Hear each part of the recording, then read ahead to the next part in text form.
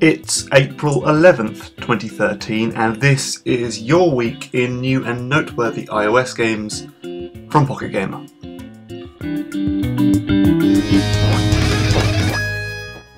There's no beating around the bush here. Lumberjacked is a lot like Ravenous Games' slick speedrun platformer League of Evil.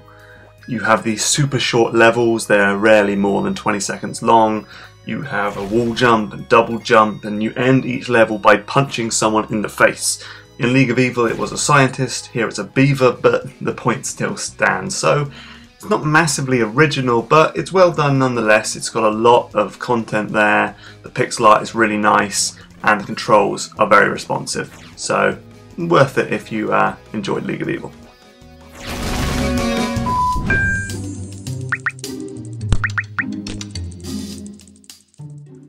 Cartoony platformer Mr. Crab looks like a casual game, but looks can be deceiving. This rotating auto runner from Blastaway developer Illusion Labs can actually get quite tough in the later levels. The goal is simple: you bounce your crustacean hero over gaps, obstacles and enemies on your way to the top of this spiralling tower. And getting there is easy enough, but collecting enough crabs and gems to get a good score and doing all under a time limit to boot makes it a challenging little game that belies its sugary exterior.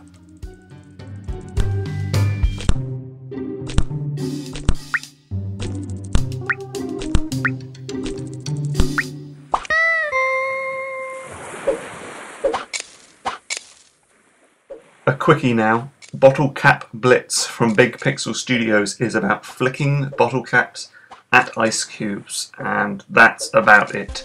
There are power-ups and special cubes and the cliched 60-second timer you see in every game with the word Blitz in the name, but it's not a very involving game. It's about as enthralling as popping bubble wrap.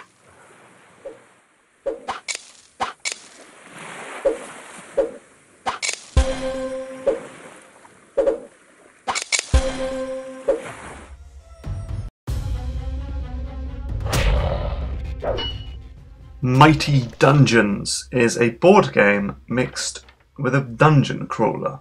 The developer name checks board games like Hero Quest and Warhammer Quest, and ancient PC RPGs like Diablo and Dungeon Master. Not really my cup of tea then, but if you like schlepping around dark and dank crypts and swapping stacks of skeletons and imps, you'll probably like it. It's well put together, the graphic style is pretty cool, it's filled with content and it mashes up the two genres pretty successfully. There's even a build your own board element. If you submit your quest or creature or board idea to the developer's website, you might just see your creation pop up in a future update.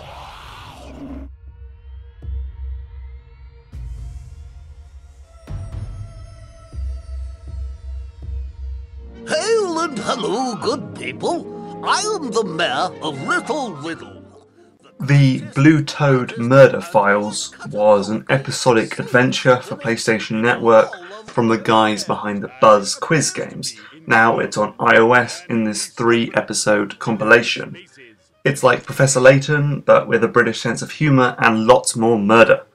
You'll bounce around the town with Little Riddle and then get stuck into tricky logic puzzles. I've only just cracked the surface, but it seems pretty fun and you're getting a lot of puzzles for your cash. Puzzle fans should check it out.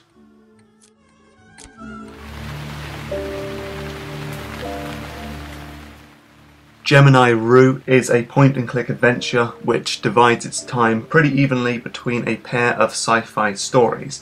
There's a film noir style detective piece in a moody city where it's always raining, and a dystopian prison story in some spotless white research lab in space. It's got a really engrossing story, a wonderfully evocative atmosphere, and some super clever puzzles. If this somehow passed you by on PC, don't miss it again. It's fantastic.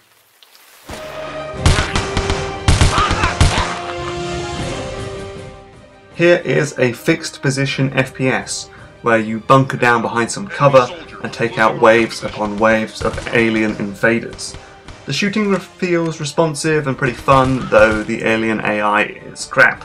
and calling in for an airstrike as a sort of last-ditch effort when you're feeling overwhelmed is, you know, a bit of a thrill.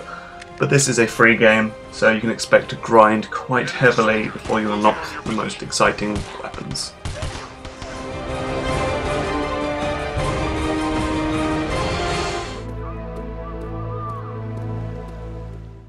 And finally, this bit of the video costs you 500 gems to watch. Come on, pay up. Yes, this is the latest free-to-play monstrosity from Gameloft, a game where everything is for sale, everything is on a wait timer, and where the richest will always win in the multiplayer mode.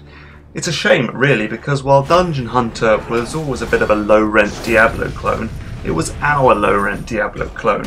One of the closest you could get to a true loot whore action RPG on mobile. And this latest one, you know, looks fantastic, and there's lots of stuff, there's crafting and putting charms and armor and everything, but then you have to wait an hour to get a potion and you ask yourself, what am I doing with my life?